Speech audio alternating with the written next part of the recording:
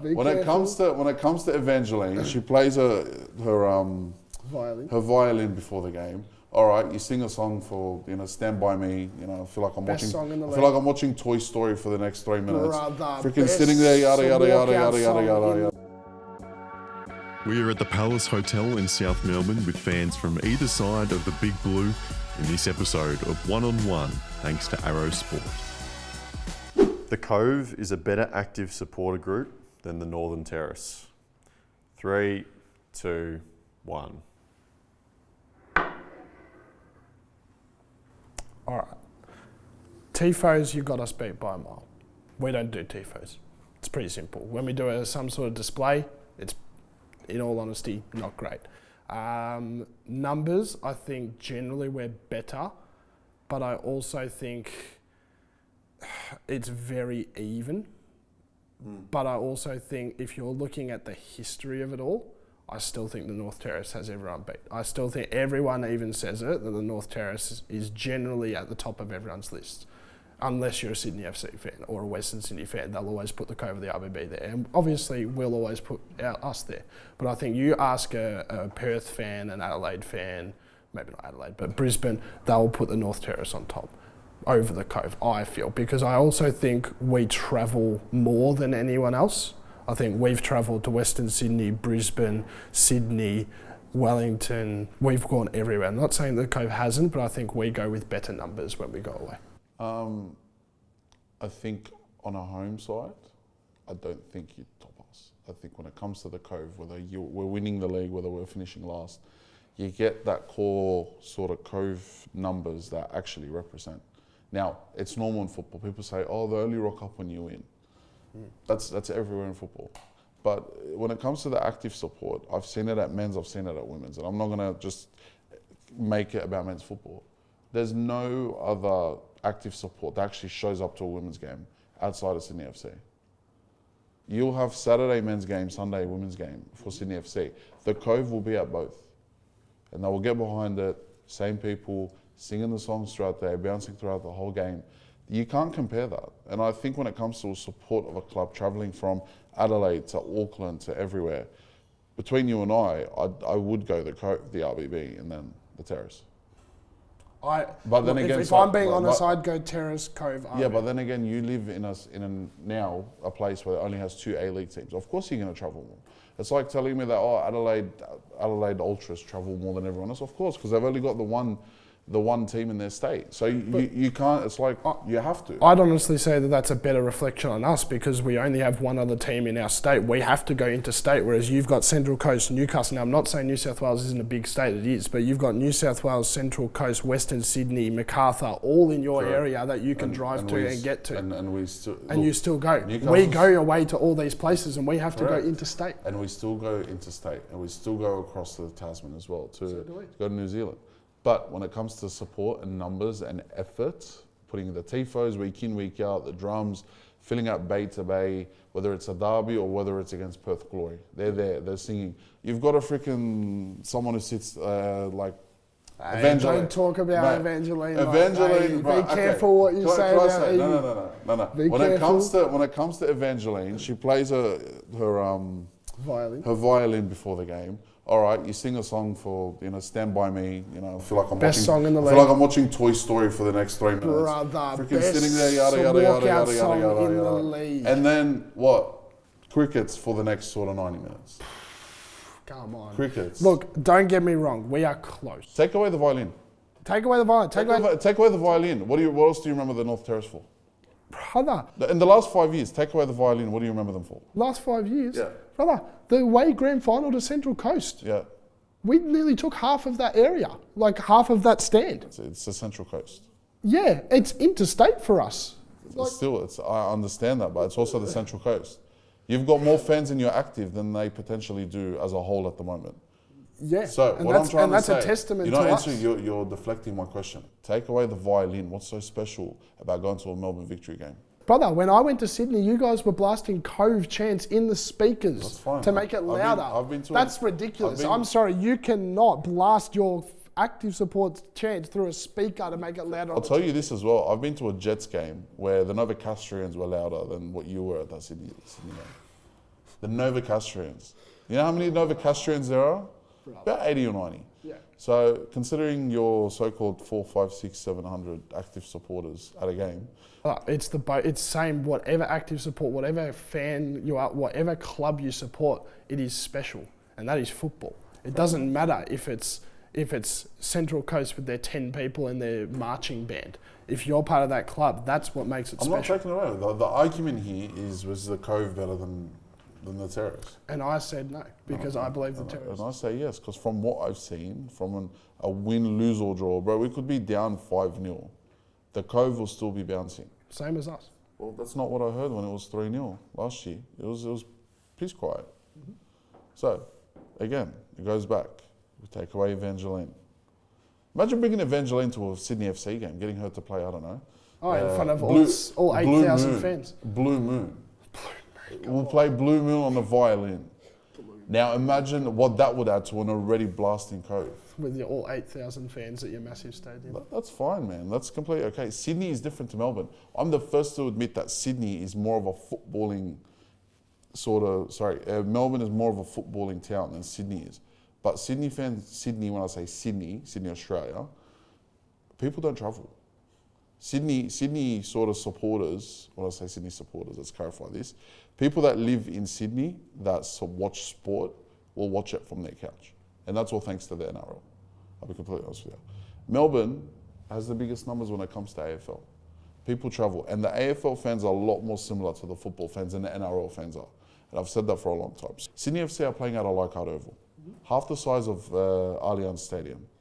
You are going to see a whole different Sydney FC. There's going to be a cauldron in there. And I agree that every single club should be moving to smaller stadiums. Me too. So when I move everyone to a smaller stadium, believe me, you're not going to need an extra noise coming through the speaker to block out the terrorists, because once Evangeline's done with a ta-ta-ta-ta-ta-ta, it's all over. Archie Thompson is a bigger A-League legend than Alex Brosk. 3, 2, 1. Oh, why are you doing this to me? That's a bit of context here. I've had the fortunate enough experience to get to know both of them. So I apologise for whoever I'm about to offend here.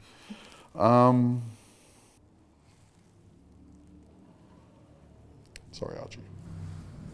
Look, I know the question was A-League, but even Australian legend, I think Archie has got more people, even from outside Victory, that actually, I guess, are more interested in him. And it's not just his character off the pitch on the microphone, especially media now, but I think the way he played and the way that he was an absolute pest. And I'm not saying Brosk wasn't a great player. Brosk is one of the greatest A-League players of all time, and I'll say that as a Victory fan. But Archie Thompson, man, I mean, I know it wasn't A-League, but those goals for Australia, I know they're playing an absolutely rubbish nation, but broken a record there, and they will never be broken again. And as far as A-League, 5 goals in a grand final to win our first ever grand final, that's just crazy stats. And the way that he was always just in that position to score, and the things that he did on the pitch, just unreal, unbelievable. There's a reason why they call him Mr. Sydney FC. He stood out in a star-studded team that, let's be honest with ourselves, I could have probably gone up front and scored 5 goals in a season. And that's, not discrediting anyone there. I'm just saying the team was that good to the point where you could stick anyone up front and they'd probably still get a job done. But Alex Brosk there was that much class that he stood out above all.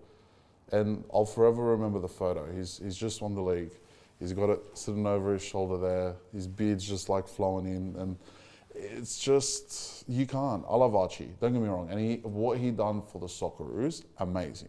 Amazing. But again, it was American Samoa. Respectfully, love you, Arch. But it's a stat pad. I guess you could also argue that Brosk played in Sydney's greatest ever team, arguably, as you said before, the greatest A-League team of all time. The service he got compared to... Now, I'm not saying we weren't a bad team back then, but the service Archie got compared to Brosk, and Archie still had those similar goal records. But that argument works against you, because imagine putting Brosk in that Victory team. Does he outdo Archie? I think so. I don't think so. I think so. They're a different type of striker, don't get me wrong. They're a different type of attacker. But you got to ask yourself, does Archie stand out more in that Sydney FC team than Brosk would in that Victory team? I don't think so. Douglas Costa will be remembered as a flop marquee signing. But before we get to that, I got to tell you about the designers of this lovely RBA jersey, Arrow Sport. Design your dream custom jersey with Arrow Sport. Choose from custom colours, designs and patterns to make the kit that's right for you. Perfect for any sport or occasion, visit arrowsport.com.au to make yours today. 3, 2, 1. All right, I'm going to start it here. I think he will. Do I think he should? No. I think Douglas Costa was a much more effective signing than Juan Mata was at the Western Sydney Wanderers. Now, do I think Juan Mata was wanted by Stadge? No. Do I think Douglas Costa actually done a half decent job at Sydney? Yes. Now, for his output, a bit disappointing, but when he turned up, he turned up. And just the team, I think had you had him at Sydney 2 years ago, while we were kind of actually still in the flow, even the year before, you see a whole different side to him. But there was a lot more politics involved. There was a lot more behind the scenes stuff happening. As we see now, he's in Brazil, he's got up over there. You got to ask yourself the question, did he really want to come back? Probably not. Is he a flop signing? No.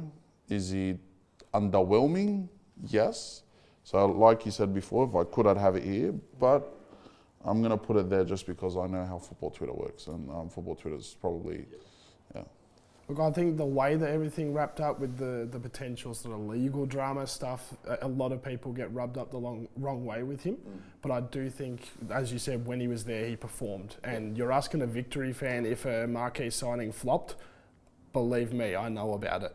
None of our big name Marquees really, or maybe even a couple of them, but none of them really have done anything really positive. Cool. So I think when he showed up, he did well, and it was in a very tough Sydney team. Very tough. And even the way we were set up, Douglas Costa is very much the type of player that if you're going to play him on the wing, you can't ask him to track back. He's never been that type. You can't ask him to basically play left back or left wing back half the time. So when we had a midfield three of Leo Senna and Aswahim, I believe it was Sega at the time, and then Holman was in and out of the squad, we did not have a six. And I called it very early in the season. I said the demise of this Sydney team will be the lack of a defensive midfielder. We didn't have one. And it's going to have a flow-on effect because at times you'd see Douglas Costa go from the left wing to the right wing to playing at 10. I remember asking Tele in a press conference at one time, I'm like, did you plan to have Costa playing at 10? He's like, oh no, he's a player of class. I want to see him roam.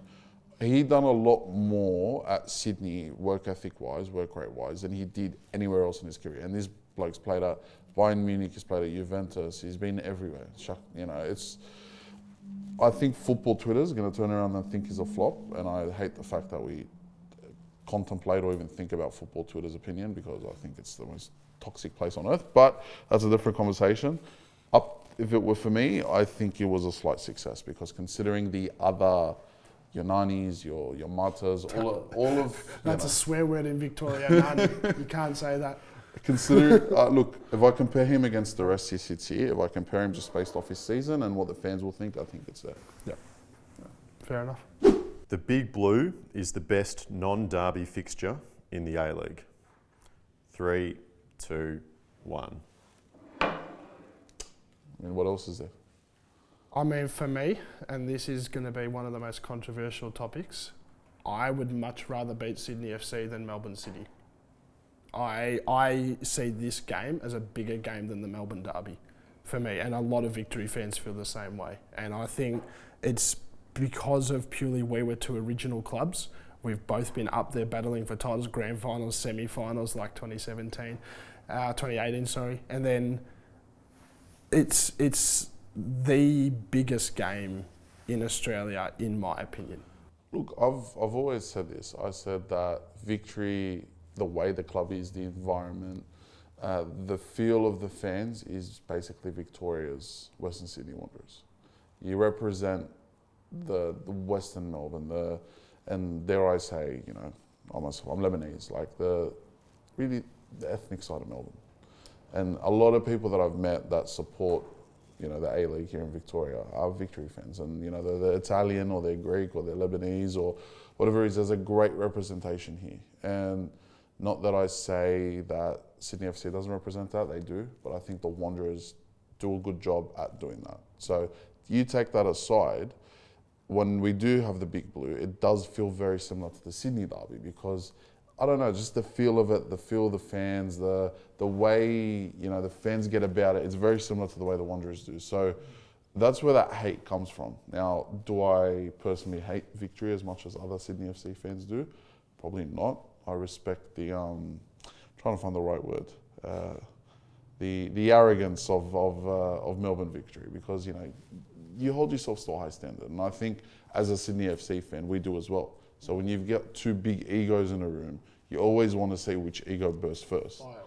Credit where credit's due. Your fans travel, and I think ours do as well. And they go on both the men's and the women's side. Yeah, but when it comes to the fierceness of a rivalry outside of a derby, what else do you have? You've got the original derby. The original rivalry used to be really good, and we still travel. Yeah. But I'll be completely honest with you, the stadium's almost empty when Adelaide come because fans just... They won't travel from Adelaide. Nah, and it's like, I still don't like Adelaide, but at the end of the day, if we lose to Adelaide, I'm like, yeah, that sucks, because I don't like losing to anyone, but if we lose to Sydney, I'm miserable for the whole rest of the week. Because there's a bit of oomph about it. I mean, the only other one's a distance derby, and that's Perth Glory, and I think Wellington. But they're both friends. Yeah, they're both friendly. But yeah, like I absolutely have the worst week possible when we lose to Sydney. Oh, fair enough. As you should. Stand it. Hey, that's all right. Everyone hates losing to us anyway, so that's fine. Huh? You think Sydney FC are more authentic than the Wanderers? Who came first? What do you mean? Who came first? You are the definition of a franchise football club. Okay, what are you? We are a team that was built for an area, an authentic area of Sydney. Yeah. We know who we represent. We don't try to pretend to be a club for everyone. Yeah. We are a club for who we are. Yeah. So, what's that on the logo? That's the Opera House. Yeah. That's the postcard what of is Sydney, the not real Sydney. That's not real Sydney. Yeah. What does that represent? That represents a postcard.